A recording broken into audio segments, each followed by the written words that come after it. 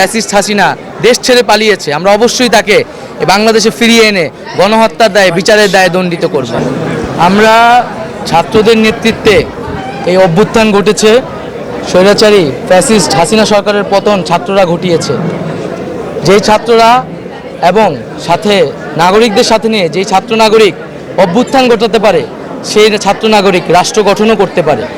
এবং আমরা যেই কমিটমেন্ট করেছি এবং আমাদের যে শত শত ভাই বোনেরা শহীদ হয়েছে, তাদের প্রতি যে আমাদের শ্রদ্ধা এবং প্রতিশ্রুতি, তার বাস্তবায়ন করা এবং একটি সুন্দর বাংলাদেশ, এক নতুন রাজনৈতিক বন্দোবস্ত তৈরি করাই আমাদের প্রধান এবং প্রথম লক্ষ্য হবে।